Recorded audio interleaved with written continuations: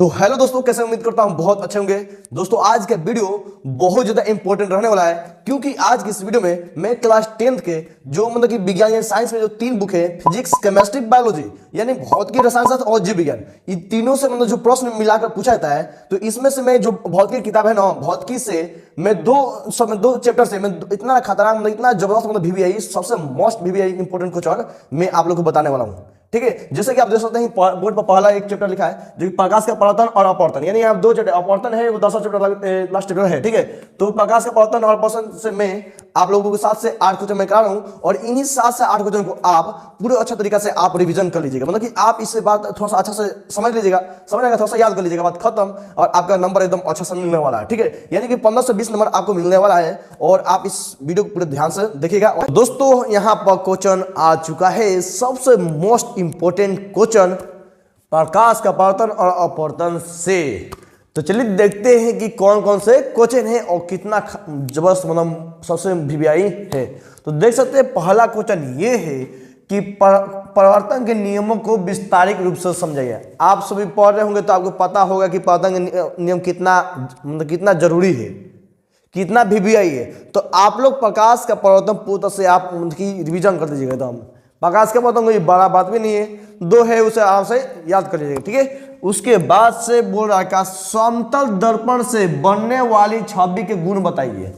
बाबू, समतल दर्पण से बनने वाली छवि के गुण बताइए। आप लोग पढ़ाया गया जरूर, कोचिंग कहीं पढ़ते होंगे तो जरूर पढ़ाया गया होगा, तो आप लोग उससे मतलब कि क्या याद कर लीजिएगा। अगर नहीं पढ़ाया गया है ना, तो आप बोलिए कमेंट में जरूर बताइएगा कि सर इसका आंसर भी हमको चाहिए, तो आप लोग को आंसर भी मिल जाएगा। ठीक है, तो यहाँ पर दूसरा क्वेश्चन क्या है, समतल दर्पण से बनने वाली छवि के गुण बताइए।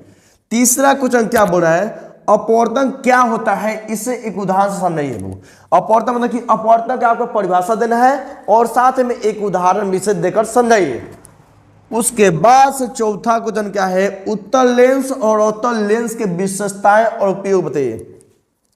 आप सभी को पहले कि उत्तल लेंस और अवतल लेंस का परिभाषा आपको पता होना चाहिए। ठीक है, और परिभाषा पता होना चाहिए, साथ में उसका विशेषता क्या विशेषता है, उसमें क्या गुण है, उसके बाद से उसका उपयोग कहाँ होता है, ये आपको पता होना चाहिए। आप एक बार समझ लेंगे तब आपको समझ में आ जाएगा कि बाबू इसका पहले इसका देखिए, उत्तल लेंस और अवतल लेंस का क्या बोले थी परिभाषा, बहुत से मतलब कि याद कर लीजिएगा, आपको खुद विशेषता और उपयोग समझ में आ जाएगा। ठीक है, उसके बाद से 5वां नंबर क्वेश्चन है, परिवर्तन और अपवर्तन में अंतर बताइए। यानी कि परावर्तन का जो थी परिभाषा होगा, अपवर्तन का जो परिभाषा होगा, मतलब कि परिभाषा चाहे क्या विशेषताएं आप लोग लिख दें दोनों का। ठीक है, यानी अंतर विशेषताएं दोनों लिखना है। ठीक है, ये जो भी विशेषताएं उपयोग है दोनों के, जैसे कि बीच में कर देना इधर का परावर्तन के नियम, परावर्तन का नियम जो भी है, परावर्तन जो भी है यहाँ इधर लिख देना और इधर अपवर्तन के बारे में लिख देना। ठीक है, तो ये नियम अंतर होता है। ठीक है, उसके सबसे वीवीआई क्वेश्चन देख लीजिए, यहाँ पर भी सब वीवीआई, लेकिन इसमें देखिए ये भी मेरे टाइम में ये क्वेश्चन आया था, पूर्ण आंतरिक परावर्तन क्या होता है।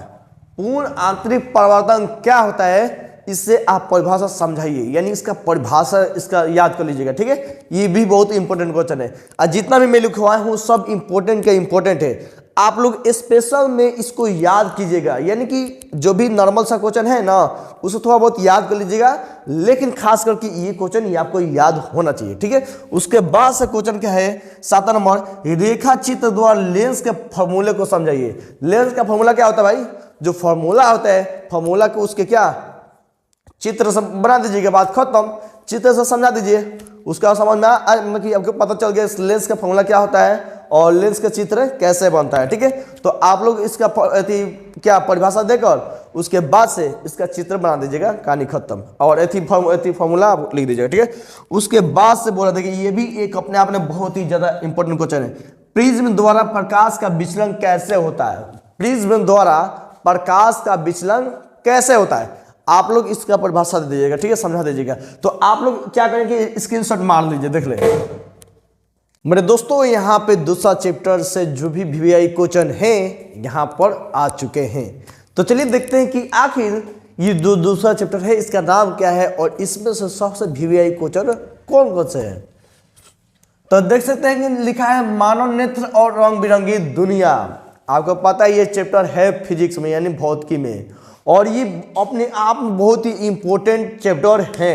और मैं सिर्फ इंपॉर्टेंट चैप्टर से ही जबरदस्त क्वेश्चन लेकर आऊंगा। ठीक है, तो इसमें पहला क्वेश्चन ये है कि मानव नेत्र की संरचना को समझिए। मानव नेत्र आपको पता है, मानव नेत्र कितना वीवीआई क्वेश्चन है भाई, तब मानव नेत्र के आपको नेत्र बनाना भी आना चाहिए।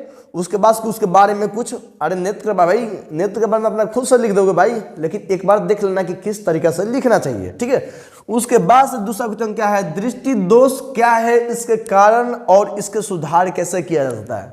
तो दृष्टि दोष मतलब क्या होता है, जो भी हमारे आंखों में दिक्कतें होती है, निकट दृष्टि और दूर दृष्टि होता है ना जी, तो आपको इसे याद करना है, बहुत आसान चीज है। और इसका जो भी इसका सुधार करने वाला जो भी उपाय है इसे बताना है। ठीक है, उसके बाद से बोल रहा है क्या, प्रतिदीप्ति, यहाँ पर क्या होगा जी, प्रतिदीप्ति क्या होती है, प्रतिदीप्ति क्या होती है, इसका परिभाषा आपको आराम से दे देना है। उसके बाद से क्वेश्चन क्या है, इंद्रधनुष कैसे बनता है, यानी कि आकाश में इंद्रधनुष जो बनता है, गरजता है, तो आप लोग देखते होंगे इंद्रधनुष बन जाता है, तो आप लोग अपने भाषा में याद करिएगा, किताबी भाषा याद मत करिए मेरे भाई। ठीक है, अपने भाषा में याद करिए कि यहाँ से ऐसे होता है, ऐसे होता है, तो आपको अच्छे तरीके से याद करना है और आपको अपने मन से लिखना है, दिल से लिखना है। ठीक है, तो चलिए देखते हैं नेक्स्ट क्वेश्चन कौन सा भाई, लिखा है रंगों का विवर्तन क्या होता है बाबू, रंगों का विवर्तन क्या होता है, आप इससे परिभाषा में बताएं।